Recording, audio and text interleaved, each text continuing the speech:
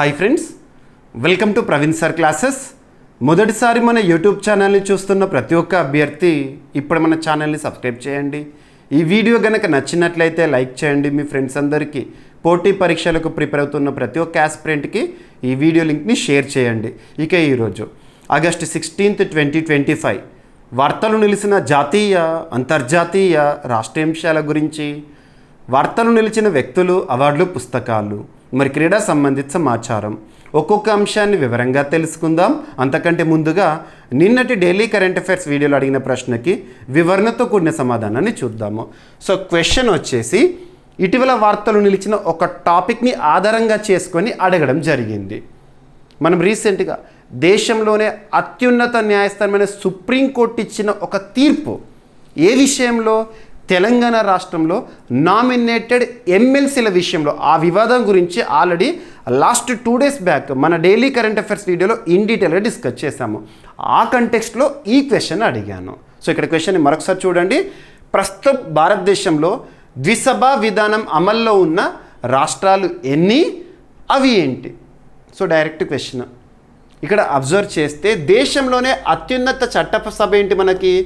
Parliament. So parliament దేశంలోనే అత్యున్నత చట్టసభ అని చెప్పొచ్చు. దేశమంతటికి వర్తించే చట్టాలు అనేవి పార్లమెంట్ నుండే రూపుదిద్దుకోవడం జరుగుతాయి. ఇవన్నీ మనకు ఐడియా. మరి పార్లమెంట్లో 2 సభలు ఉన్నాయి. ఏంటో 2 సభలు? ఒకటి లోక్సభ, ప్రజలచే ప్రత్యక్ష ఎన్నిక ద్వారా ఎన్నుకోబడే సభ అని చెప్పవచ్చు, హౌస్ ఆఫ్ పీపుల్. సెకండ్ వచ్చేసి రాష్ట్రాలు ఎన్నుకునే సభ, రాజ్యసభ, హౌస్ ఆఫ్ స్టేట్స్ అంటాము.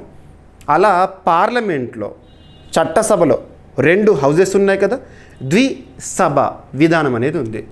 దీన్ని మనం పాలిటీ నేర్చుకునేటప్పుడు బైకామరలిజం అనే పదంతో నేర్చుకోవాలి. బైకామరలిజం, పార్లమెంట్లో బైకామరలిజం ఉంది. ఇక్కడ అబ్జర్వ్ చేస్తే మరి అలా రాష్ట్రాలను కనుక తీసుకుంటే సర్వసాధారణంగా ఒక్కొక్క రాష్ట్రానికి ఒక్కొక్క అసెంబ్లీ ఉంటుంది. దాన్ని మనం చట్టసభగా ప్రస్తావిస్తూ ఉంటాము. ఆ రాష్ట్రానికి వర్తించే చట్టాలన్నీ కూడా ఆ చట్టసభ నుండే రూపుదిద్దుకోవడం జరుగుతుంది. ప్రతి రాష్ట్రానికి ఖచ్చితంగా అసెంబ్లీ అనేది ఉంటుంది, లేదా మనం విధాన సభ అని చెప్పవచ్చు. ప్రజలచే ఎన్నుకోబడే సభ ఉంటుంది. కానీ భారతదేశంలోని కొన్ని రాష్ట్రాల్లో మాత్రమే విధాన సభతో పాటు విధాన పరిషత్, లేదా ఆ విధాన పరిషత్నే శాసన మండలి అంటాం, లేదా ఆ రాష్ట్రంలో ఎగువ సభ అంటాము. ఎగువ సభ అనేది ఉంది కొన్ని రాష్ట్రాలు. ఆ కొన్ని ఎన్ని అంటే 6 రాష్ట్రాల్లో ద్విసభ విధానం ఉంది. ప్రజలచే నేరుగా ఎన్నుకోబడే సభని అసెంబ్లీ అంటాము. ఇంకొక సభ ఏదైతే ఉంటుందో ఎగువ సభ అంటాం, లేదా విధాన పరిషత్ అంటాము, లేదా శాసన మండలి మరియు విధాన సభ. 2 సభలు ఉండే రాష్ట్రాన్ని బైకామరల్ స్టేట్ అంటాం. సింపుల్గా బైకామరలిజం అమల్లో ఉన్న రాష్ట్రం, ద్విసభ విధానం అమల్లో ఉన్న రాష్ట్రం అంటాం. ప్రస్తుతం భారతదేశంలో ఎన్ని రాష్ట్రాల్లో ఉంది ద్విసభ విధానం అంటే, ముందుగా మన తెలుగు రాష్ట్రాలు గుర్తుపెట్టుకోండి. ఆంధ్రప్రదేశ్, తెలంగాణ 2 రాష్ట్రాల్లో కూడా ఎమ్మెల్యేలతో పాటు ఎమ్మెల్సీలు ఉన్నారు కదా. ఏ రాష్ట్రంలో అయితే ఎమ్మెల్యేలతో పాటు ఎమ్మెల్సీలు ఉంటారో ఆ రాష్ట్రంలో ద్విసభ విధానం ఉంది అన్నట్టు. ఎమ్మెల్యేలు ఎలాగ ఉంటారు ప్రతి రాష్ట్రంలో, కానీ ఎమ్మెల్సీలు ఉండే రాష్ట్రం సింపుల్గా. ఓకేనా? ఆంధ్రప్రదేశ్, తెలంగాణ. మరియు ఉత్తరప్రదేశ్, యూపీ, మహారాష్ట్ర, బీహార్, కర్ణాటక. ఇక్కడ కనిపిస్తున్న నంబర్ ఏదైతే ఉంటుందో అంటే ద్విసభ విధానం అమల్లో ఉన్న ఈ రాష్ట్రాల్లో ఎమ్మెల్సీలు ఎంతమంది ఉన్నారని చెప్పే నంబరు. మరి భారతదేశంలో అత్యధిక ఎమ్మెల్సీలు కలిగి ఉన్న రాష్ట్రం ఏదంటే ఉత్తరప్రదేశ్. గుర్తుపెట్టుకోండి, 100 మంది ఎమ్మెల్సీలు ఉంటారు. మరి ఎమ్మెల్సీల సభ ఏర్పాటుకి సంబంధించి, లేదా శాసన మండలి, లేదా రాష్ట్రంలో ఎగువ సభ, లేదా రాష్ట్రంలో అప్పర్ హౌస్ ఏర్పాటు గురించి తెలిపే రాజ్యాంగ ప్రకరణ ఏది అంటే ఆర్టికల్ 169 క్లాజ్ 1. గుర్తుంచుకోండి, ఆర్టికల్ 169 క్లాజ్ 1 ఆధారంగా రాష్ట్రంలో ఎగువ సభ ఏర్పాటు ప్రక్రియ అనేది ఆ రాష్ట్ర విధాన సభ నుండే ప్రారంభం అవుతుంది. ఓకేనా? సో దాని గురించి ఇన్ డీటెయిల్ మనం ఖచ్చితంగా పాలిటీలో నేర్చుకోవాల్సిందే. ఇకపోతే ఆర్టికల్ 171 క్లాజ్ 1 ఆధారంగా, ఆర్టికల్ 171 క్లాజ్ 1 ఆధారంగా ద్విసభ విధానం అమల్లో ఉన్న రాష్ట్రం ఏదైతే ఉంటుందో, ఏ రాష్ట్రమైనా, అక్కడ ఉండాల్సిన ఎమ్మెల్సీల సంఖ్య లేదా రాష్ట్రంలో శాసన మండలి ఉంటుంది కదా, ఉన్నట్లయితే శాసన మండలి ఉన్నట్లయితే ఆ మండలిలో ఎంతమంది సభ్యులు ఉండాలి అనే నిబంధన ఇక్కడ చూడవచ్చు. మనము ఎంతమంది ఉండొచ్చు అంటే 1/3 మించకూడదు. ఎందులో మించకూడదు? రాష్ట్రంలో విధానసభ ఏదైతే ఉంటుందో, ఎమ్మెల్యేల సభ ఉంటుంది కదా, ఆ సభలో ఉండే మొత్తం సభ్యుల సంఖ్యలో 1/3 సంఖ్య మించకుండా రాష్ట్రంలో శాసన మండలి ఉండాలి. లేదా కనిష్టంగా అయితే 40 మంది సభ్యులకు తగ్గకూడదు, అంటే 40 మంది ఎమ్మెల్సీలకు తగ్గకూడదు. 1/3 ఆఫ్ టోటల్ ఎమ్మెల్యేస్ హౌస్ మించకూడదు, గుర్తుపెట్టుకోండి. ఇకపోతే ఆర్టికల్ 171 క్లాజ్ 3A ఆధారంగా, ఆర్టికల్ 171 క్లాజ్ 3A ఆధారంగా రాష్ట్రంలో శాసన మండలి ఉన్నట్లయితే ఆ శాసన మండలి సభ్యులు ఏ విధంగా ప్రాతినిధ్యాన్ని సభలో కలిగి ఉంటారు, అంటే ఏ విధంగా ఎన్నికవుతారు, ఏ విధంగా వాళ్ళ సభ్యత్వాన్ని పొందుతారో తెలుపుతుంది. ఉదాహరణకు తీసుకుంటే ఆర్టికల్ 171 క్లాజ్ 3A ఆధారంగా రాష్ట్రంలో ఉండే శాసన మండలి సభ్యులు మొత్తం ఎంతమంది అయితే ఉంటారో ఆ మొత్తంలో 1/3 of total house, that is upper house, వాళ్ళు ఎవరి నుండి ఎన్నికవుతారు అంటే రాష్ట్రంలో ఉండే లోకల్ బాడీస్ నుండి ఎన్నికవుతారు, స్థానిక సంస్థల నుండి. ఉదాహరణకి తెలంగాణ రాష్ట్రంలో 40 మంది ఎమ్మెల్సీలు ఉన్నారు కదా, ఆ 40 మందిలో 1/3 మెంబర్స్ ఆ రాష్ట్రంలోని లోకల్ బాడీస్ నుండి ఎన్నికవుతారు. ఆర్టికల్ 171 క్లాజ్ 3B ఆధారంగా రాష్ట్ర శాసన మండలిలో ఉండే మొత్తం సభ్యుల సంఖ్యలో 1/12 ఆ రాష్ట్రంలో గ్రాడ్యుయేట్స్చే ఎన్నుకోబడతారు. గ్రాడ్యుయేట్స్ గుర్తుంచుకోండి, graduates. Next article 171 clause 3 clause C ఆధారంగా రాష్ట్రంలో ఉండే మొత్తం శాసన మండలి సభ్యుల్లో 1/12 ఆ రాష్ట్రంలో టీచర్స్చే ఎన్నుకోబడతారు. టీచర్స్, ఉపాధ్యాయ ఎమ్మెల్సీ అంటాము. Next article 171 clause 3 clause D ఆధారంగా రాష్ట్ర శాసన మండలిలో ఉండే మొత్తం సభ్యుల్లో 1/3 మెంబర్స్ని ఆ రాష్ట్ర ఎమ్మెల్యేలు ఎన్నుకుంటారు. ఇక చివరిగా ఆర్టికల్ 171 క్లాజ్ 3 క్లాజ్ E ఆధారంగా రాష్ట్ర శాసన మండలిలో ఉండే మొత్తం సభ్యుల్లో 1/6 మెంబర్స్ని 1/6ని ఆ రాష్ట్ర గవర్నరు నామినేట్ చేస్తారు. మరి ఏ రంగాల నుండి నామినేట్ చేస్తారంటే ఆర్టికల్ 171 క్లాజ్ 5 ఆధారంగా arts, literature, science, social service, cooperative sector నుండి 5 రంగాల నుండి నామినేట్ చేస్తారు నిష్ణాతులైన వ్యక్తులను. ఇటీవల గవర్నర్ నామినేట్ చేసిన వ్యక్తుల విషయంలో వివాదం అనేది సుప్రీంకోర్టు తలుపు తట్టింది. ఆ విషయం సుప్రీంకోర్టు తీర్పు అనేది ఆ కంటెక్స్లో ఇదంతా మనం చూస్తాము. క్లియర్? సో ఏదైనా ఒక టాపిక్ వార్తల్లోకి వచ్చిందంటే దానికి సంబంధించి డెప్త్గా నేర్చుకోండి. కొంత సమయం ఎక్కువైనా పర్లేదు, కాన్సెప్ట్ నేర్చుకోవడానికి మ్యాక్సిమం టైం ఇన్వెస్ట్ చేయండి. ఇప్పుడు మనకు మంచి టైం ఉంది, ఇంకా ఎగ్జామినేషన్ నోటిఫికేషన్స్ వచ్చేలోపే మనం ఈ విధంగా ప్రతి టాపిక్ని ప్రిపేర్ అయ్యామనుకోండి, ఇక నోటిఫికేషన్ సమయంలో ఏదైనా రివిజన్ చేసుకుంటూ పోవడమే. సో ఈ సమయాన్ని మంచిగా యూటిలైజ్ చేసుకోండి, అదొకటి నేను కోరుకునేది. మీకు మ్యాక్సిమం ప్రతి టాపిక్ సంబంధించి డెప్త్ కంటెంట్ ఇస్తున్నాను, ఓకేనా?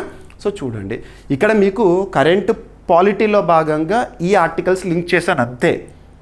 ఇండియన్ పాలిటీ క్లాస్లో, మన ఇండియన్ పాలిటీ కోర్స్లో చాలా డెప్త్గా కంటెంట్ ఇచ్చాను, అవన్నీ చూడండి. ఇదంతా కూడా పార్ట్ 6 ఆఫ్ ఇండియన్ కాన్స్టిట్యూషన్లో మనం నేర్చుకుంటాం. క్లియర్? ఇక్కడ ప్రశ్న ఏంటి, సమాధానం ఏంటి, ఎనఫ్. సో చాలామంది ఆస్పిరెంట్స్ ప్రతిరోజు మన వీడియోని చూస్తూ కామెంట్స్ ఇస్తున్నారు, సమాధానం ఇస్తున్నారు. బట్ నేను కోరుకునేది ఏంటంటే వీడియో చూస్తున్న ప్రతి ఒక్క ఆస్పిరెంట్ ఒక్క లైక్ ఇవ్వండి, కామెంట్ బాక్స్లో ఒక కామెంట్ ఇవ్వండి, సమాధానాన్ని తెలియజేయండి.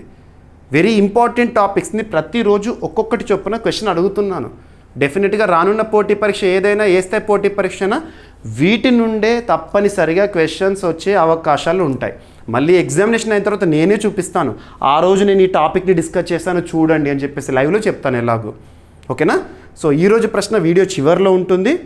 ప్రతి ఒక్కరు కూడా సమాధానం ఇచ్చే ప్రయత్నం చేయండి. అండ్ మీరు నాకు ఇచ్చే సపోర్ట్ ఎంకరేజ్మెంట్ వీడియోకి లైక్ మాత్రమే, మీ ఫ్రెండ్స్ అందరికీ షేర్ చేస్తూ చూడండి. రైట్, ఓకేనా. ఇక ఈరోజు ఫస్ట్ టాపిక్ శ్రీలంక భారత్ నౌకాదళ సంయుక్త విన్యాసము. వార్తలో నిలిచిన ఒక విన్యాసం. ఇక్కడ అబ్జర్వ్ చేస్తే పోటీ పరీక్షలకు ప్రిపేర్ అవుతున్న ప్రతి ఒక్క అభ్యర్థి ఏ పోటీ పరీక్ష అయినా, ఏ స్థాయి పోటీ పరీక్ష అయినా తప్పనిసరిగా చదవాల్సిన కొన్ని ముఖ్యమైన అంశాలు ఉంటాయి. అటువంటి ముఖ్యమైన అంశాల్లో రక్షణ రంగానికి సంబంధించి మనం గత 20-25 డేస్ నుండి ప్రతిరోజు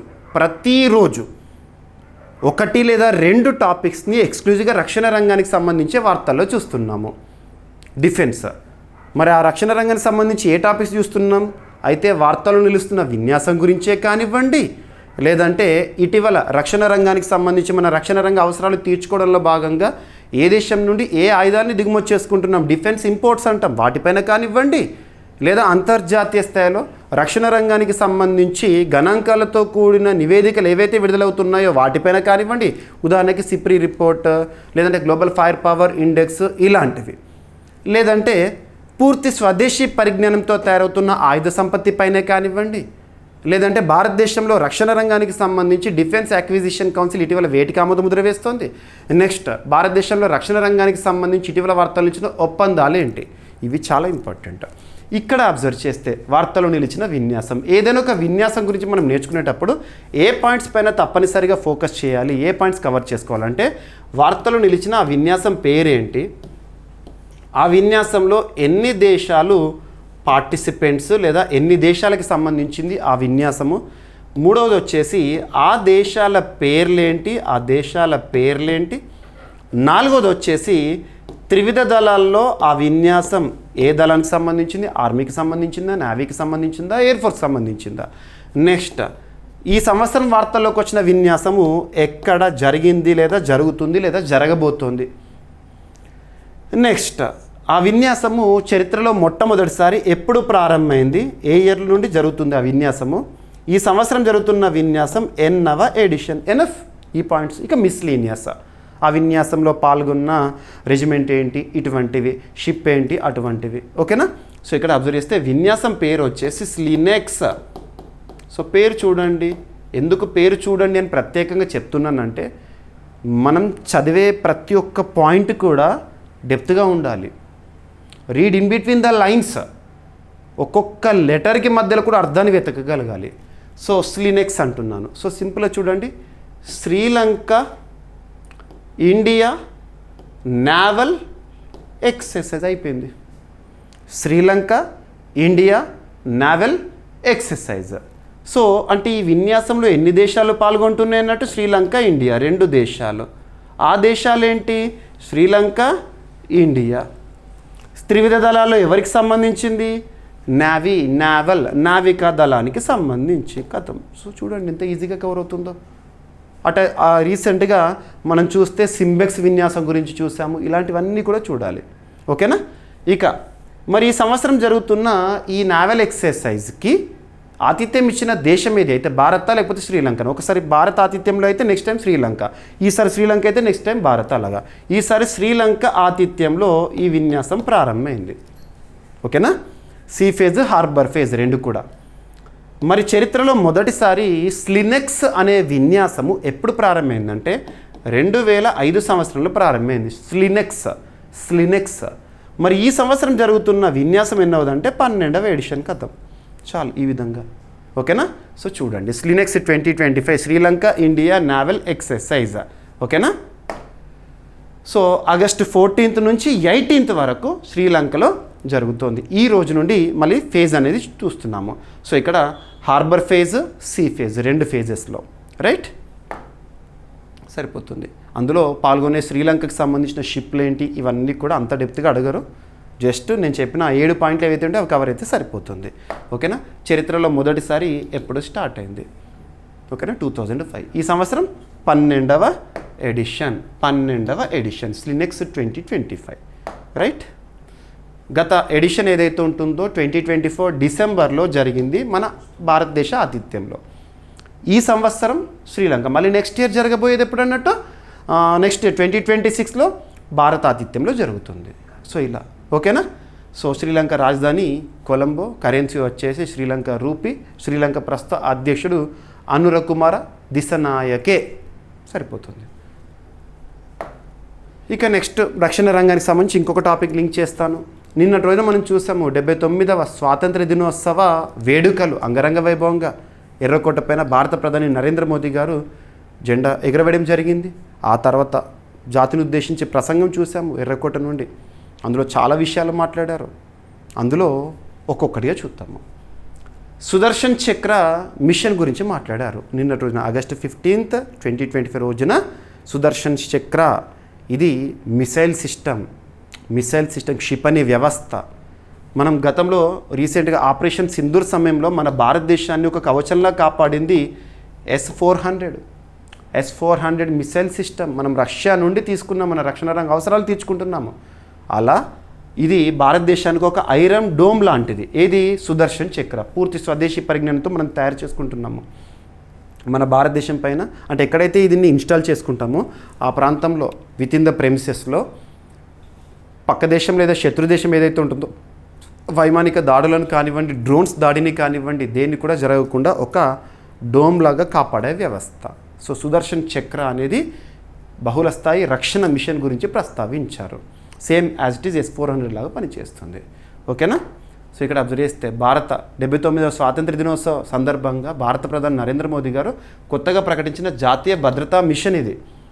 ఏంటి? సుదర్శన్ చక్ర అనే ఒక మిషన్ దేశవ్యాప్తంగా ఉన్న వైశాల్యమైన వ్యూహాత్మక పౌర మరియు ఆధ్యాత్మిక స్థలాలకు శత్రు దాడుల నుండి రక్షణ కల్పించేందుకు రూపొందించబడిన బహుళ స్థాయి స్వదేశీ రక్షణ మిషన్. ఇలాంటిది డోమ్ అంటే మనకు ఇజ్రాయెల్కి సంబంధించి ఐరన్ డోమ్ గుర్తొస్తుంది.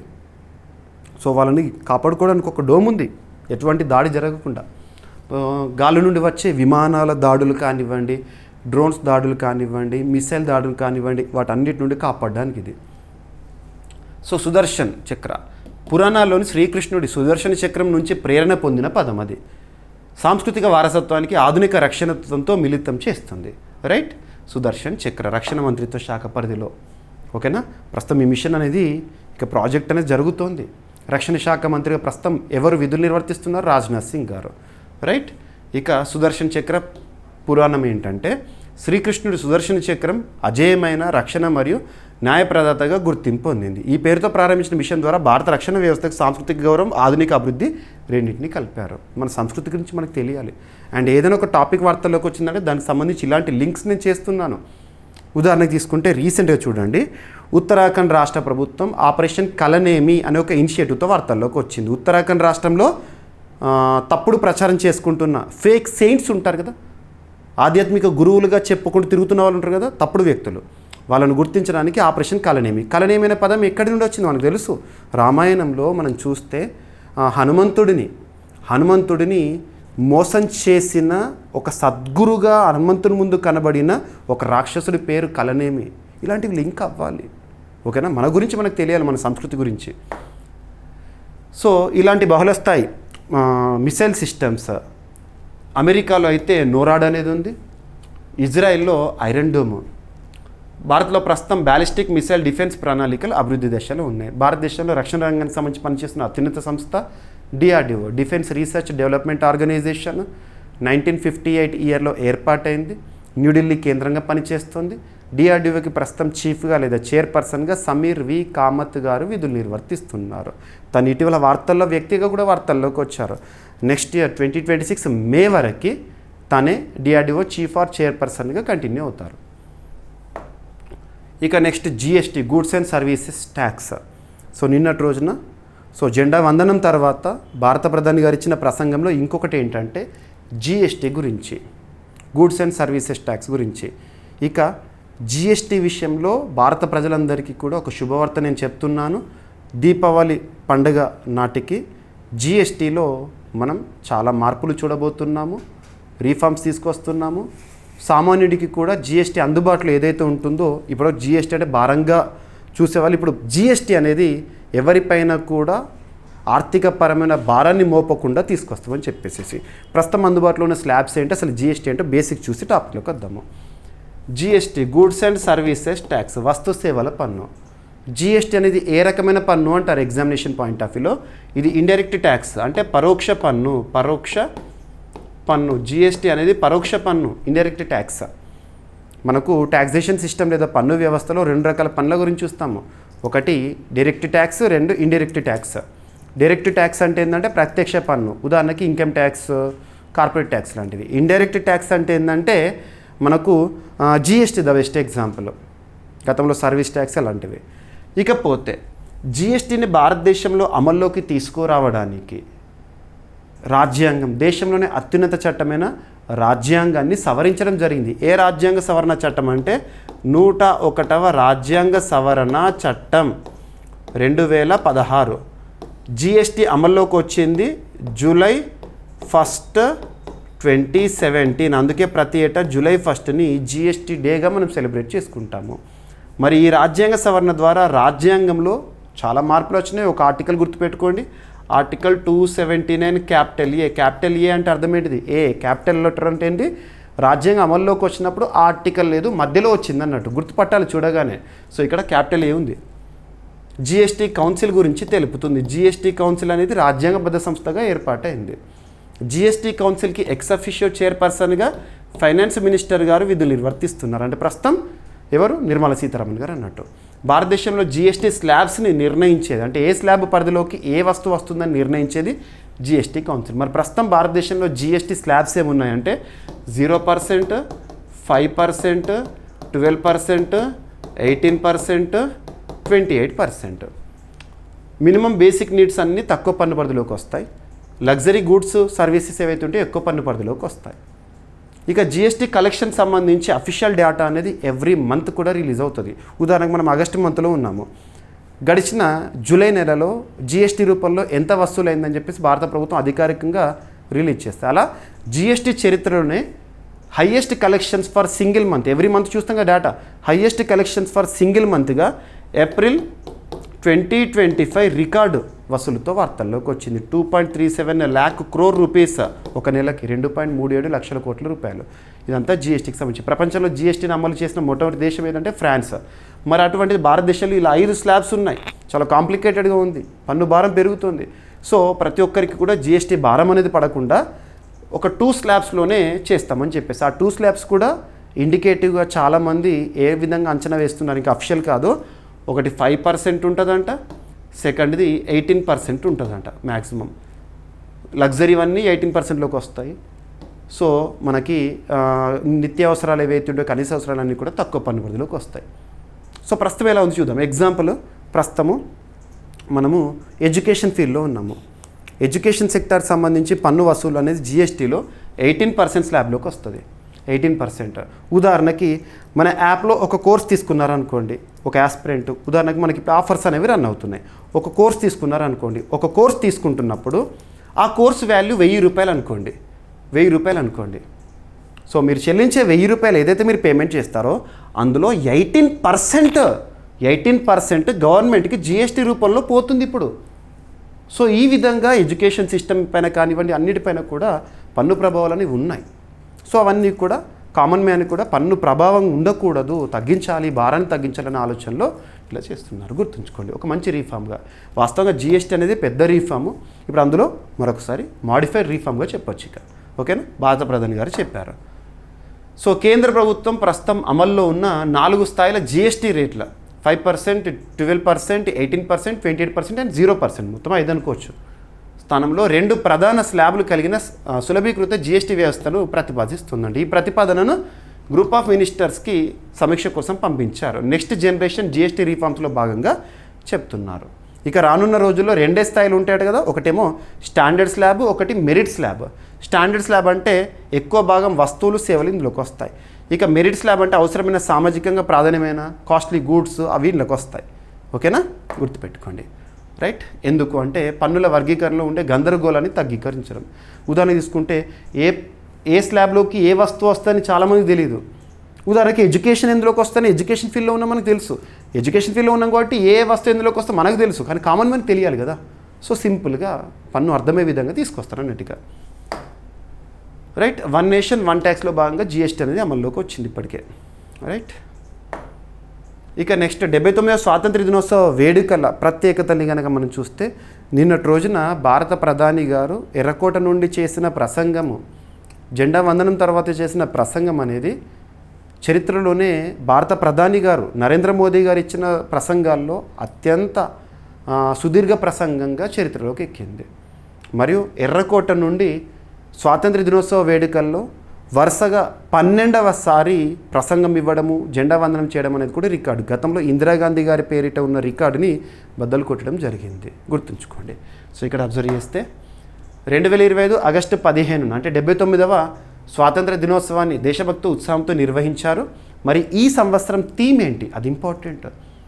యాక్చువల్గా నిన్ననే ఈ టాపిక్ చెప్పాలి, కాకపోతే మరి ప్రసంగం తర్వాత కానివ్వండి నేను ఈవినింగ్ వరకు కూడా కొన్ని అఫీషియల్గా గవర్నమెంట్ నుండి ఇంకేమొస్తాయి, ఉదాహరణకు జిఎస్టీ లాంటిది వచ్చింది, అలాంటివి. సో ఏమొస్తాయి అవన్నీ చూసి ఒక దగ్గర కంపేర్ చేస్తే మీకు సులభంగా ఉంటుంది. ఓకేనా? సో నిన్నటి రోజున మనం స్వాతంత్ర దినోత్సవ వేడుకలను జరుపుకున్నాం కదా, థీమ్ ఏంటి అంటారు. నయా భారత్ అనేది థీమ్. నయా భారత్ అంటే ఏంటో చెప్తాను, ఆ పిల్లర్స్ ఏంటో చెప్తాను. ఓకేనా? సో ఇక్కడ అబ్జర్వ్ చేస్తే ఢిల్లీలోని చారిత్రక రెడ్ ఫోర్ట్ వద్ద నిర్వహించిన కార్యక్రమంలో ప్రధాని నరేంద్ర మోదీ గారు జెండాను ఆవిష్కరించి ఇవ్వడం జరిగింది. ఇక నయా భారత్ అనే ఇతివృత్తం థీమ్. ఓకేనా? నెక్స్ట్ వచ్చేసి వికసిత్ భారతం 2047 100 ఇయర్స్ సెలబ్రేషన్. ఇక కేంద్రీయ వేడుకలు వచ్చేసేసి లాల్ కిలా అంటే రెడ్ ఫోర్ట్ దగ్గర. ఇక అబ్జర్వ్ చేస్తే నయా భారత్ అంటే ఏంటి, ఇక్కడ గుర్తుపెట్టుకున్న పిల్లర్స్. ఒకటి ఆత్మనిర్భరత, స్వాలంబన అంటే ఉత్పత్తిలో స్వదేశీ ప్రాధాన్యత ఇవ్వడము. సెకండ్ ఆవిష్కరణ, ఇన్నోవేషన్స్కి ఇంపార్టెంట్ ఇవ్వాలి. స్టార్టప్స్, కొత్త టెక్నాలజీకి మద్దతు ఇవ్వడము. నెక్స్ట్ ఐక్యత, భిన్నత్వంలో ఏకత్వం మరింత బలపడాలి. పర్యావరణ సుస్థిరత, green energy, hydrogen mission life, ప్రస్తుతం ప్రపంచం నడిపిస్తుంది గ్రీన్ ఎనర్జీ. ఇక ప్రగతి, అంతరిక్ష, డిజిటల్, ఇన్ఫ్రాస్ట్రక్చర్ రంగాల్లో భారత్ గణనీయ పురోగతి సాధించాలి. ఇది నయా భారత్ లక్ష్యాలు, రైట్. ఇక ప్రధాని మోదీ గారి అరుదైన రికార్డ్. సో ఇక్కడ 103 నిమిషాల ప్రసంగం, లాంగెస్ట్ సుదీర్ఘ ప్రసంగము. 2025 ఆగస్టు 15 ప్రధాని నరేంద్ర మోదీ గారు ఢిల్లీలోని రెడ్ ఫోర్ట్ పైనుంచి 103 నిమిషాల పాటు ప్రసంగిస్తూ భారతదేశ ఇతిహాసంలో స్వాతంత్ర దినోత్సవ ప్రసంగాల్లో అత్యంత దీర్ఘమైన ప్రసంగాన్ని ఇచ్చారు. ఓకేనా? ఇది ఇప్పటివరకు ఏ ప్రధాని చేసిన పురాతన రికార్డుని అధిగమించిన ప్రథమం. So longest independence day speech Narendra Modi గారి పేరిట రికార్డు అయింది, గుర్తుంచుకోండి. ఓకేనా? అంతకుముందు రికార్డు ఏంటంటే 2024 79వ స్వాతంత్ర దినోత్సవం, అప్పుడు 98 నిమిషాలు ఇచ్చారు, ఇప్పుడు 103 నిమిషాలు ఇచ్చారు. ఇక 2016లోనేమో 96 నిమిషాలు, అండ్ అత్యల్పము 2017 అప్పుడేమో 56 నిమిషాలు, రైట్. గుర్తుపెట్టుకోండి. సో నయా భారత్ ఏంటి అని చెప్పేసి ఇక్కడ ఇచ్చాను. ఇక తరచూ వార్తలు నిలుస్తున్న అంశాల్లో ఐఐటీస్. ఇటీవల చాలా ఐఐటీస్ గురించి, అవి సాధిస్తున్న గొప్ప ఘనతల గురించి చూస్తున్నాము. ఏ ఐఐటి ఏ ఇన్నోవేషన్తో వార్తల్లోకి వచ్చింది, అదే గుర్తుపెట్టుకోండి. ఇక్కడ అబ్జర్వ్ చేస్తే ఐఐటి మద్రాస్ ఇటీవల కాలంలో చాలాసార్లు వార్తల్లోకి వస్తుంది. ఇటీవల YD1 అని ఒక వీల్ చైర్ కానివ్వండి, ఇలాంటి అంశాల గురించి కూడా మనం చూసాము. భారతదేశంలో స్పోర్ట్స్ కోటాని అప్లికేబుల్ చేస్తున్న మొట్టమొదటి ఐఐటి ఏదంటే ఐఐటి మద్రాస్. ఇలాంటివన్నీ గుర్తుకు రావాలి. ఒక టాపిక్ చెప్పినట్టు దాని లింక్ ఇటీవల కాలంలో డిస్కస్ చేసినాయి. సో ఇక్కడ ఐఐటి మద్రాసు ముఖ్యంగా దివ్యాంగులు ఉంటారు కదా, దివ్యాంగ క్రీడాకారులు ఉంటారు కదా, నైపుణ్యం ఉన్న క్రీడాకారులు, దివ్యాంగులు, వాళ్ళని ప్రోత్సహించేందుకు ప్రత్యేకంగా స్పోర్ట్స్ స్కాలర్షిప్ని ప్రారంభించింది. ఎవరి సహకారంతో అంటే SBI ఫౌండేషన్తో. ఇక దివ్యాంగులకు సంబంధించి ఇక్కడ కొంత బేసిక్ చూడాలి. దివ్యాంగులు అనాలి, వికలాంగులు అనకూడదు, గుర్తుంచుకోండి. దివ్యాంగులు, వికలాంగులను లేదంటే అదుటివారు అని అలాంటి పదాలు వాడకండి. దివ్యాంగులు, ఓకేనా? లేదా పర్సన్స్ విత్ డిజేబిలిటీ అనండి. సో దివ్యాంగులకు సంబంధించి రాజ్యాంగాన్ని మనకు లింక్ చేస్తే ఏంటంటే Part 4 of Indian constitution, directive principles of state policy ఉంటుంది కదా, అందులో ఆర్టికల్ 41లో దివ్యాంగుల సంక్షేమాన్ని కూడా మనం అర్థం చేసుకోవచ్చు. దివ్యాంగుల సంక్షేమం కూడా అందులోకి వస్తుంది. మరి దివ్యాంగులకు సంబంధించి అమలవుతున్న ఒక చట్టం గురించి చూడాలంటే persons with disability, equal opportunities, protection of rights, full participation act 1995, కొత్త చట్టం 2016. సో పర్సన్స్ విత్ డిజేబిలిటీ అంటే దివ్యాంగులు, సమాన అవకాశాలు, హక్కుల పరిరక్షణ, సంపూర్ణ భాగస్వామ్య చట్టం 1995. ప్రస్తుతం కొత్త చట్టం ఏంటంటే 2016 దివ్యాంగుల హక్కుల పరిరక్షణ చట్టము. దీని ద్వారానే వాళ్ళకి అన్ని కూడా ప్రత్యేక సౌకర్యాలు.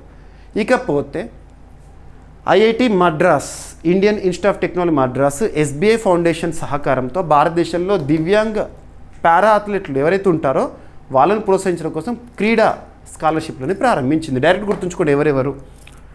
2025 ఆగస్టు 14న ఐఐటి మద్రాస్ మరియు ఎస్బీఐ ఫౌండేషన్ కలిసి పారా అథ్లెట్లకు ప్రత్యేక క్రీడా స్కాలర్షిప్ పథకాన్ని ప్రారంభించారు. పారా ఒలింపిక్స్, పారా క్రీడలు అంటే దివ్యాంగులకు సంబంధించి అన్నట్టు. సో దేశవ్యాప్తంగా 100 మంది పారా అథ్లెట్లను ఎంపిక చేసి వారికి ప్రతి నెల 40,000 రూపాయల స్టైఫండ్, అలాగే శాస్త్రీయ శిక్షణ, సైంటిఫిక్ ట్రైనింగ్ని అందించని ఉన్నారంట.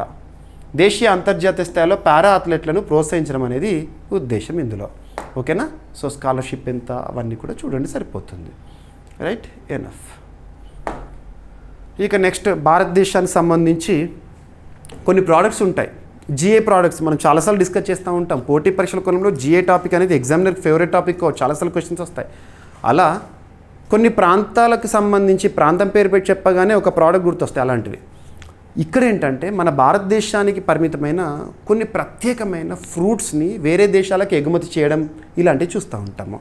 మరి భారతదేశం నుండి వ్యవసాయ రంగానికి సంబంధించిన ఉత్పత్తులను వేరే దేశాలకు ఎగుమతి అనే సెంటెన్స్ చూడగానే మనకు ఒక సంస్థ గుర్తుకు రావాలి. ఏంటా సంస్థ అంటే APEDA, agriculture and processed foods exports development authority. APEDA, agriculture and processed foods exports development authority. ఇది మినిస్ట్రీ ఆఫ్ కామర్స్ పరిధిలో పనిచేస్తుంది. ఎగుమతులు దిగుమతులు అన్నీ కూడా వాణిజ్యమే కదా కామర్స్ పరిధిలో. సో ఈ అపెడా ఎందుకు చెప్పారంటే భారతదేశం నుండి ఏదైనా వ్యవసాయ ఉత్పత్తులు పలానా దుబాయ్ కానీ, ఆస్ట్రేలియా కానీ, రష్యా కానీ, యుఎస్ కానీ పోయినాయి అనుకోండి, అప్పుడు అపెడానే చేస్తుంది అన్నట్టు, ప్రోత్సహిస్తుంది అన్నట్టు. ఇకపోతే topic Kargil apricot. Kargil place నుండి ఆప్రికాట్ ఫ్రూట్ ఏదైతే ఉంటుందో సౌదీ అరేబియాలోకి తొలి ప్రవేశం. నిన్న స్వాతంత్ర దినోత్సవ సందర్భంగా మనకు ఒక గుడ్ న్యూస్ అని చెప్పొచ్చు. మన భారతదేశ ఉత్పత్తులు, అది వ్యవసాయ ఉత్పత్తులైన ఏమైనా కూడా వేరే దేశానికి ఎగుమతి అవుతున్నాయి అంటే అద్భుతం అది. భారత 79వ స్వాతంత్ర దినోత్సవ వేడుకల సందర్భంగా సౌదీ అరేబియాలోని రియాద్లో కార్గిల్ అంటే లడఖ్ ప్రాంతానికి చెందిన తాజా ఆప్రికాట్లు తొలిసారిగా ప్రవేశపెట్టబడ్డాయి. ఈ ప్రదర్శన 1 డిస్టిక్ 1 ప్రోడక్ట్ కేంద్ర ప్రభుత్వం ఇప్పటికే ప్రతిష్టాత్మకంగా అమలు చేస్తున్న 1 డిస్టిక్ 1 ప్రోడక్ట్ గురించి మీకు ఐడియా ఉంది. 1 డిస్టిక్ 1 ప్రోడక్ట్ అంటే భారతదేశంలో కొన్ని సెలెక్టెడ్ ఒక్కొక్క డిస్టిక్కి ఒక్కొక్క ప్రోడక్ట్ని ఆపాదించడం, అంటే ఆ డిస్టిక్ నుండి ఆ ప్రోడక్ట్ ఎగుమతిని ప్రోత్సహించడం అన్నట్టు. ఓకేనా. అందులో భాగంగా దీనిలో ప్రతి జిల్లాకు ప్రత్యేక ఉత్పత్తిని గుర్తించి అంతర్జాతీయంగా మార్కెటింగ్ చేస్తారు. ఓకేనా. ఇక ఆప్రికాట్ ఫ్రూట్ మీరు తినే ఉంటారు బయట ఎప్పుడైనా సూపర్ మార్కెట్లో, అంటే డ్రైగా కనబడతాయి. సో మనము నార్త్ ప్రాంతానికి వెళ్తే, జమ్మూ కాశ్మీర్, లడఖ్ ఆ ప్రాంతానికి వెళ్తే ఆప్రికాట్ ఫ్రెష్ డెలిషియస్ ఫుడ్ కనబడుతుంది మనకి. ఓకేనా. శాస్త్రీయ నామం వచ్చేసేసి ప్రియునస్ అర్మేనియాకా. ఓకేనా. సో సరిపోతుంది. దీని ఫ్యామిలీ ఏంటారు శాస్త్రీయ నామం గుర్తుపెట్టుకోండి. ఇక లడఖ్ ఉత్తమ నాణ్యత రుచికరమైన ఆప్రికాట్ ఫ్రూట్లకి ప్రసిద్ధి. రైట్. ఇక 1 డిస్టిక్ 1 ప్రోడక్ట్ అనే స్కీమ్ భారతదేశంలో ఎప్పుడో మనకు వచ్చిందండి 2018. ఓకేనా. ఉత్తరప్రదేశ్లో, ఆ తర్వాత కేంద్ర స్థాయిలో అన్ని ప్రాంతాల్లో ప్రతి జిల్లాలో ఒక ప్రత్యేక ఉత్పత్తిని గుర్తించి స్థానిక అభివృద్ధి, ప్రపంచ మార్కెట్ ప్రాప్యత కల్పించడం అనేది ఉద్దేశము. రైట్. ఆప్రికాట్ పోషక విలువలు ఏంటి మీకు బయాలజీలో. ఇక నెక్స్ట్, ప్రస్తుతం ప్రపంచంలో ఎక్కడ చూసినా కూడా యుద్ధ పరిస్థితులు. 2 ఏళ్ల పై నుండి జరుగుతున్న ఒక యుద్ధము, రష్యా యుక్రెయిన్ సంక్షోభం మనం చూస్తున్నాం. రష్యా అధ్యక్షుడు పుతిన్, అమెరికా అధ్యక్షుడు ట్రంప్ మధ్య అలస్కాలో సమావేశం. అవుట్కమ్ చూద్దాం ఏంటనేది తర్వాత. బట్ 2022 ఫిబ్రవరి 24 నుండి రష్యా యుక్రెయిన్ సంక్షోభము, ఆ తర్వాత చాలా ప్రాంతాల్లో ఇజ్రాయెల్ ఇరాన్, ఇజ్రాయెల్ పాలస్తీనా, ఇండియా పాకిస్తాను, సూడాన్లో అంతర్యుద్ధము, అండ్ గాజాలో ఆకలి సంక్షోభము, మయన్మార్లో అంతర్యుద్ధము, ఇవన్నీ కూడా మనం చూస్తున్నాము. సో ఈ పరిస్థితుల్లో, ఈ యుద్ధ పరిస్థితుల్లో కానివ్వండి, ఈ పరిస్థితుల్లో మహిళలు ఎంత ప్రభావితం అవుతున్నారో లైంగికంగా కానివ్వండి, ఇటువంటి గణాంకాలను ఐక్యరాజ్య సమితి విడుదల చేసింది. యుద్ధాల వల్ల ప్రపంచవ్యాప్తంగా 25% పెరిగిన లైంగిక హింస, సెక్సువల్ వైలెన్స్ పెరుగుతోందంట ఐక్యరాజ్య సమితి నివేదిక చెప్పింది. ఐక్యరాజ్య సమితి ప్రస్తుతం చీఫ్గా ఎవరున్నారు? జనరల్ సెక్రటరీగా ఆంటోనియో గ్యుటెరస్, తన పోర్చుగల్ దేశానికి చెందినవారు. గుర్తుపెట్టుకుని ఎవరైనా కీ పర్సన్ వస్తే వాళ్ళు ఏ దేశానికి చెందినవారో చూడాలి. ఐక్యరాజ్య సమితికి సంబంధించి ఇటీవల విడుదల చేసిన వార్షిక నివేదిక 2024 ఇయర్కి సంబంధించిన అంశాలను ఆధారంగా తీసుకొని ఇచ్చారు. యుద్ధాలు, సాయుధ ఘర్షణల కారణంగా ప్రపంచంలో లైంగిక హింస కేసులు 25% పెరిగినాయి అంట.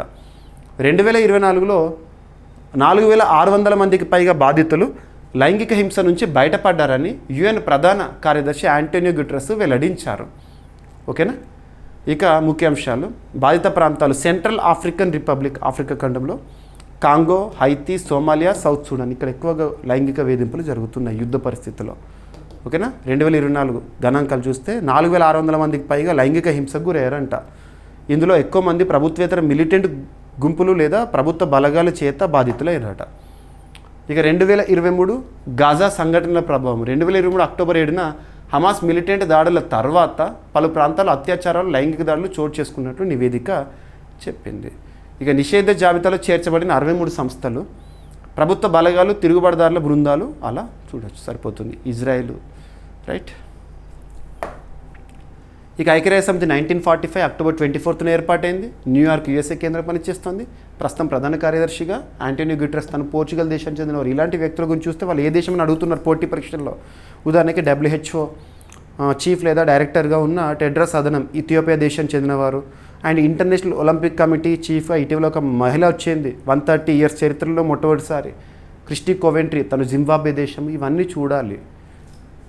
మీకు ప్రతి పాయింట్ కవర్ చేస్తున్నాను. మీరు ఈ క్లాస్ విన్న తర్వాత మళ్ళీ ఇక్కడ నేను చెప్తున్న ఈచ్ అండ్ ఎవ్రీ వర్డ్ మీకు PDFలో ఉంటుంది మన యాప్లో, GVK స్టడీ సర్కిల్ యాప్.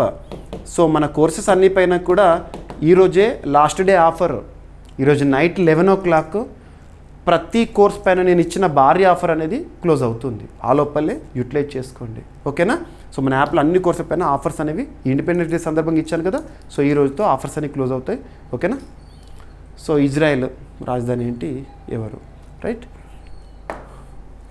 ఇక ఇండోనేషియాలోని ఒక ప్రాంతంలో పురాతన లేదా ఆది మానవుల ఆనవాళ్ళ గురించి బయటపడ్డాయి. సో వాలేసియా ప్రాంతం ఎక్కడంటే Indonesia means group of islands, archipelago. Wallacea ప్రాంతంలో 1.5 million years నాటి ఆధారాలు బయటపడ్డాయి. ఆది మానవులు వారు వాడిన పనిముట్లు కానీ, రాళ్ళు కానివ్వండి, అవన్నీ బయటపడ్డాయంట. ఇండోనేషియాలోని సులవేసి ద్వీపంలో తాజాగా జరిగిన పురావస్తు అన్వేషణల్లో వాలేసియా ప్రాంతంలో మానవ సంచారం సుమారు 1.5 million సంవత్సరాల క్రితం ప్రారంభమై ఉండొచ్చని శాస్త్రవేత్తలు గుర్తించారు. ఇది గతంలో ఉన్న మానవ వలస సిద్ధాంతాలు పునఃపరిశీలించేలా చేస్తుంది. డైరెక్ట్ పాయింట్ గుర్తుంచుకోండి. ఇటీవల వాలేసియా ప్రాంతం వార్తల్లోకి వచ్చింది. పురాతన మానవుల ఆనవాలు అది ఎక్కడ ఉంది? సులవేసి ద్వీపం ఎక్కడ ఉంది? ఇండోనేషియా. ఎనఫ్. ఇక ఇండోనేషియా రాజధాని జకర్తా. ఇండోనేషియా రాజధాని మార్చుకుంటోంది Nusantara because of rising sea level.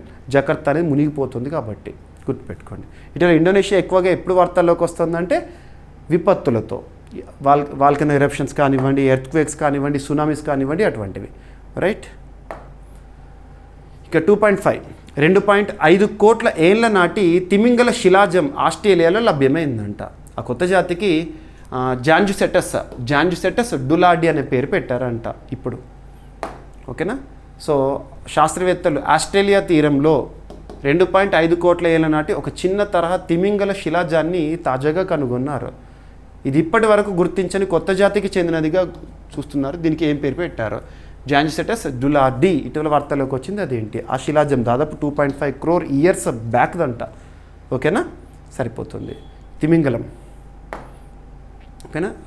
ఇటీవల ఆస్ట్రేలియా కూడా తరచు వార్తల్లోకి వస్తుంది. గ్రేట్ బ్యారియర్ రీఫ్ అని, ఆల్గల్ బ్లూము సదర్న్ ఆస్ట్రేలియా ప్రాంతంలో, ఇటువంటివి, రైట్. ఇక గగన్యాన్ మిషన్లో కీలక ముందడుగు. ఇస్రో ప్రతిష్టాత్మకంగా నిర్వహించబోతున్న గగన్యాన్ మానవ సహిత ప్రయోగంలో భాగంగా జీవన్ ప్రయోగం వార్తల్లోకి వచ్చింది. జీవన్ అంటే ఫస్ట్ డైరెక్ట్గా మానవులు పంపరు. సో ఫస్ట్ మానవరహిత ప్రయోగాలు చేసి అందులో తర్వాత అల్టిమేట్గా లాస్ట్ స్టేజ్లో మానవుని పంపిస్తారు. సో గగన్యాన్ మిషన్లో కీలక ముందడుగు. అక్టోబర్లో జీవన్ ప్రయోగానికి సిద్ధం. జీవన్ సేమ్ అదే, కాకపోతే మానవ రహిత ప్రయోగము. మానవ సహితనేమో గగన్యాన్ ఫుల్ఫిల్ అయినట్టే. ఫస్ట్ మానవరహిత ప్రయోగం చేసి లాస్ట్కి మానవ సహిత ప్రయోగం తీసుకొస్తారు. ఇస్రో చేపడుతున్న గగన్యాన్ మిషన్లో భాగంగా 2025 అక్టోబర్లో జీవన్ మానవ రహిత ప్రయోగం నిర్వహించనున్నట్లు షార్ డైరెక్టరు చెప్పడం జరిగింది. పద్మకుమార్ గారు ఇటీవల వార్తల్లోకి వచ్చారు షార్ డైరెక్టర్గా. ఈ ప్రకటనను ఆయన శ్రీహరికోట తిరుపతి జిల్లాలో నిన్నటి రోజున మీడియాతో వెల్లడించారు. గగన్యాన్లో తొలి మానవరహిత ప్రయోగం 2025 అక్టోబర్లో నిర్వహించనున్నారంట. ప్రయోగ లక్ష్యం ఏంటంటే మానవులైన వ్యోమగాములకు తగిన భద్రత, మిషన్ ప్రొఫైలింగ్, కక్షలో ప్రయాణ సామర్థ్యం పరిశీలించడం, సరిపోతుంది.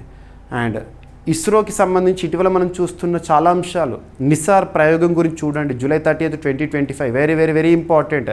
NASA ISRO synthetic aperture radar, దాని ప్రత్యేకత ఏంటి, ఎర్త్ అబ్జర్వేషన్, ఓకేనా, అటువంటి చూడండి, రైట్. ఇక ఇన్స్పేస్ కానివ్వండి, ఇక గగన్యాన్ మిషన్, భారతదేశం మొదటి మానవ అంతరిక్ష మిషన్, ఓకేనా. మిషన్ మొత్తం వ్యయము సుమారు 10,000 కోట్లు కేటాయించారు, రైట్. ఇక ISRO, Indian space research organisation 1969లో ఏర్పాటైంది, హెడ్ క్వార్టర్ బెంగళూరు, ప్రస్తుతం చీఫ్గా వి నారాయణన్ గారు విధులు నిర్వర్తిస్తున్నారు. ఇక క్రీడల విషయానికి వస్తే, సో ఖేలో ఇండియాలో భాగంగా మొట్టమొదటి ఎడిషన్, ఖేలో ఇండియాలో ఒక వర్షన్, దీనికి సంబంధించి water sports festival, Khelo India water sports festival. ఏదైనా ఒక క్రీడా ఈవెంట్ గురించి మనం డిస్కస్ చేస్తే అది ఎక్కడ జరుగుతుంది, ఎప్పుడు జరుగుతుంది, ఎవరు నిర్వహిస్తున్నారు, అందులో ఎన్ని జట్లు పాల్గొంటే ఇటువంటి చూడాలి, మస్కట్ ఏంటి, లోగో ఏంటి, ఇటువంటివి. సో ఇక్కడ అబ్జర్వ్ చేస్తే first edition Khelo India water sports ఫెస్టివల్కి మస్కట్గా గుర్తింపుగా, మస్కట్గా హిమాలయన్ కింగ్ ఫిషర్ని ఎంపిక చేస్తారు. మరి ఈ టోర్నీ ఎప్పుడు జరుగుతుంది, ఈవెంట్ అంటే ఆగస్టు 21 నుండి 23 వరకు జరుగుతుంది. ఎక్కడ జరుగుతుంది, జమ్మూ కాశ్మీర్లోని శ్రీనగర్ ఉంది కదా, దాల్ లేక్లో జరుగుతుంది. ఖేలో ఇండియాలో water sports festival. Khelo India అనేది భారత ప్రభుత్వం వాస్తవానికి 2018 నుండి ఖేలో ఇండియా యూత్ గేమ్స్ అని, సో ఇలా రకరకాల వర్షన్ తీసుకొస్తాయి, యూనివర్సిటీ గేమ్స్ అని అలాగా. అందులో ఇప్పుడు వాటర్ స్పోర్ట్స్ ఫెస్టివల్ ఎక్కడ జరగబోతోంది ఏంటి, ఎనఫ్, ఓకేనా, సరిపోతుంది.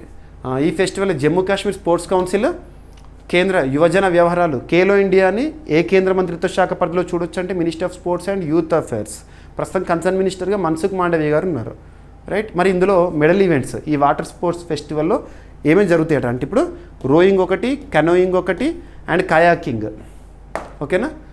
ఇక దాల్ లేక్ ప్రత్యేకత, ప్రపంచంలో దాల్ లేక్ చాలా ఇంపార్టెన్స్ ఉంది, బోట్ హౌజెస్ ఇలాంటివన్నీ. జమ్మూ కాశ్మీర్ భూలోక స్వర్గం, రైట్, సరిపోతుంది. దాదాపు 400 మందికి పైగా అథ్లెట్లు, 36 రాష్ట్రాలు, కేంద్రపాలిత ప్రాంతాలు, అంటే 28 రాష్ట్రాలు 8 కేంద్రపాలిత ప్రాంతాల నుండి క్రీడాకారులు. ఇక ఖేలో ఇండియా 2018లో ప్రారంభించారు, యువతలో ఉన్న క్రీడా నైపుణ్యాన్ని వెలికితీయడానికి. ఇక ఒలింపిక్స్ సంబంధించి అభినవ్ బింద్రాకు ఐఓసీ మానసిక ఆరోగ్య అంబాసిడర్గా నియామకం అనేది ఐఓసీ చేపట్టింది. ఇంటర్నేషనల్ ఒలింపిక్ కమిటీ, ప్రస్తుతం ఐఓసీ చీఫ్గా చైర్పర్సన్గా ఎవరున్నారు, క్రిస్టీ కోవెంట్రీ, జింబాబ్వే. సో భారత తొలి ఒలింపిక్ వ్యక్తిగత స్వర్ణ పతక విజేత షూటింగ్లో అభినవ్ బింద్రాను అంతర్జాతీయ ఒలింపిక్ కమిటీ ఇటీవల మానసిక ఆరోగ్య అంబాసిడర్గా నియమించింది. ఒలింపిక్స్ సంబంధించి ప్రపంచవ్యాప్తంగా 9 మందిని ఐఓసీ మెంటల్ హెల్త్ అంబాసిడర్లుగా ఎంపిక చేస్తారు. అందులో మన భారతదేశం నుండి అభినవ్ బింద్రా గారు. ఈరోజు వార్తాపత్రికలు మీరు చూసుంటారు, ఓకేనా. మానసిక ఆరోగ్య అంబాసిడర్ లక్ష్యం క్రీడా ప్రపంచంలో మానసిక ఆరోగ్యంపై చర్చను ప్రోత్సహించడం. ఏం లేదు, మెంటల్ హెల్త్ అంబాసిడర్ అంటే వాళ్ళు మానసికంగా దృఢంగా ఉంచడానికి, ఓకేనా, సరిపోతుంది, ఒత్తిడిని జయించడానికి అటువంటివి, రైట్. అభినవ్ బింద్రా 2008లో బీజింగ్ ఒలింపిక్స్లో భారత తొలి వ్యక్తిగత స్వర్ణ పతకాన్ని గెలుపొందిన వ్యక్తి. చరిత్ర ఎప్పుడైనా మొదటి వ్యక్తుల గురించి గుర్తుపెట్టుకుంటుంది, అది ఎన్నేళ్ళైనా, ఎంతకాలమైనా, ఎప్పటైనా. ఇంటర్నేషనల్ ఒలింపిక్ కమిటీ 1894లో ఏర్పాటైంది. ఐఓసీ చరిత్రలో మొట్టమొదటి మహిళా చైర్మన్గా ప్రస్తుతం ఎవరున్నారు, ప్రస్తుతం మహిళా ప్రెసిడెంట్గా క్రిస్టినా కోవెంట్రీ, తను జింబాబ్వే. ఇక IOC head quarter Lausanne, Switzerland. So ప్రతి పాయింట్ మీకు చాలా డెప్త్గా ఇస్తున్నాను. కరెంట్ అఫైర్స్ కోణంలో 100% సాధించాలి, at the same time GS point of వ్యూలో, జీకే పాయింట్ ఆఫ్ వ్యూలో కూడా మీరు మ్యాక్సిమం స్కోర్ చేయాలి, అదే నా లక్ష్యం. సో తెలుగు మహిళ పూర్ణిమ తణుకుకి బ్రిటన్ సిబిఈ పురస్కారం అనేది దక్కింది. ఓల్డ్ టాపికే, జనవరి నుండి చూస్తున్నాం, ఇటీవల పురస్కారాన్ని అందజేశారు. సో తెలుగు మూలాలు ఉన్న పూర్ణిమ తణుకు బ్రిటన్లోని అత్యున్నత పౌర గౌరవాల్లో ఒకటైన commander order of the British empire పురస్కారాన్ని అందుకున్నారు. ఈ అవార్డును ఆమెకు బ్రిటన్ రాజు కింగ్ చార్లెస్ సోదరి ప్రిన్సెస్ అని అందజేశారు. ఎనఫ్, ఓకేనా. ఇక పూర్ణిమ తణుకు బ్రిటన్లో నివసిస్తూ సామాజిక సేవ, విద్య, మహిళా సాధికారత వంటి రంగాలు విశేష సేవలు అందించారు. ఈ సేవలకు గాను తనకు సిబిఈ అవార్డు అనేది రావడం జరిగింది. So commander order of the British empire, right. ఈ అవార్డుని ఇప్పటికీ అందుకున్న ప్రపంచ ప్రముఖుల్లో ఎవరెవరు, స్టీఫెన్ హాకింగ్ లాంటి ప్రముఖులు కూడా ఉన్నారు, రైట్, సరిపోతుంది. సో సిబిఈ అవార్డు ఎప్పుడు స్థాపించబడిందంటే 1917లో. ఇది బ్రిటన్లో ఇచ్చే అత్యున్నత పౌర గౌరవాల్లో థర్డ్ ర్యాంక్, ఓకేనా. ఇక టాప్ ర్యాంక్ ఏంటంటే జీబీఏ, ఓకేనా. అవన్నీ అడిగారు, జస్ట్ చూడండి సరిపోతుంది. ఇక ఇస్రో చైర్మన్ లేదా చీఫ్ వి నారాయణన్ గారికి ఒక ప్రతిష్టాత్మక పురస్కారం, అబ్దుల్ కలాం గారి పేరిట పురస్కారాన్ని తమిళనాడు రాష్ట్ర ప్రభుత్వం ఎంకే స్టాలిన్ గారు తమిళనాడు రాష్ట్ర ముఖ్యమంత్రి గారి చేతుల మీదుగా ప్రదానము. డాక్టర్ ఏపీజే అబ్దుల్ కలాం పురస్కారము ఎవరు పురస్కార గ్రహీత? వి నారాయణన్ గారు, ISRO chairman. ISRO chairman doctor V Narayanan గారు ఇటీవల తమిళనాడు ప్రభుత్వ డాక్టర్ ఏపీజే అబ్దుల్ కలాం పురస్కారంకి ఎంపికయ్యారు. ఆయనకి ఈ పురస్కారాన్ని నిన్నటి రోజున చెన్నైలో జరిగిన స్వాతంత్ర దినోత్సవ వేడుకల సందర్భంగా తమిళనాడు ముఖ్యమంత్రి ఎంకే స్టాలిన్ గారు ప్రదానం చేశారు. ఓకేనా, ఇస్రో చీఫ్ ప్రస్తుతము. రైట్, ఏపీజే అబ్దుల్ కలాం పురస్కారము 2015లో తమిళనాడు ప్రభుత్వం ప్రారంభించింది. ప్రతి సంవత్సరం స్వాతంత్ర దినోత్సవ సందర్భంగా ప్రకటించబడుతుంది. ఈ సంవత్సరము వి నారాయణన్ గారు. రైట్, విజ్ఞానం, విద్య, పరిశోధన, సాంకేతిక ద్వారా సమాజానికి సేవలు అందించిన వ్యక్తులకి ఇవ్వబడుతుంది, గుర్తుపెట్టుకోండి. అండ్ మీకు చెప్పే ప్రతి టాపిక్ని కూడా అఫీషియల్ సోర్సెస్ నుండి ఇస్తున్నాను నేను. అండ్ నెక్స్ట్, ఒక రాష్ట్ర గవర్నర్, నాగాలాండ్ రాష్ట్ర గవర్నర్గా విధులు నిర్వర్తిస్తున్న వ్యక్తి మరణిస్తూ వార్తల్లోకి వచ్చారు హెల్త్ రీజన్స్తో. తన పేరు ఏంటంటే ఇలా గణేషన్. సో నాగాలాండ్స్ సిట్టింగ్ గవర్నర్ ఇలా గణేషన్ లేదా లా గణేషన్ గారు మరణిస్తూ వార్తల్లోకి వచ్చారు. లా గణేషన్ తను తమిళనాడు రాష్ట్రానికి సంబంధించిన వ్యక్తి. ఇలా లేదా లా గణేషన్. ఓకేనా, గవర్నర్కి సంబంధించి ఆర్టికల్ 155 రాష్ట్రానికి గవర్నర్ ఉంటారు. ఇటీవల కాలంలో గవర్నర్ అనే టాపిక్ని మనం చాలాసార్లు డిస్కస్ చేస్తాము. రైట్, ఇక ఈరోజు ప్రశ్న, ఇటీవల వార్తలు నిలిచిన కోడెక్స్ ఎలిమెంటేరియస్ మనం ఆల్రెడీ డిస్కస్ చేసిన టాపికే. ఇటీవల వార్తలు నిలిచిన కోడెక్స్ ఎలిమెంటేరియస్ దేనికి సంబంధించింది? దీనిని ఏ సంస్థలు ఎప్పుడు ప్రారంభించాయి? ఇటీవల ఎందుకు వార్తల్లోకి వచ్చింది? సమాధానం ఇవ్వండి. ప్రతి ఒక్కరు మనం ఆల్రెడీ డిస్కస్ చేశాము, ప్రత్యేకంగా మీకు చెప్పాను, గుర్తుపెట్టుకోండి ఏ సంస్థలు సంయుక్తంగా అని. ఓకేనా, ఇక ఈరోజు టాపిక్ని కనుక మనం అబ్జర్వ్ చేస్తే ర్యాపిడ్గా శ్రీలంక భారత్ నౌకాదళ సంయుక్త విన్యాసం అనేది వార్తల్లోకి వచ్చింది, స్లీనెక్స్. అండ్ మిషన్ సుదర్శన్ చక్ర బహుళస్థాయి రక్షణ మిషన్ వార్తల్లోకి వచ్చింది. అండ్ జిఎస్టీలో రీఫార్మ్స్.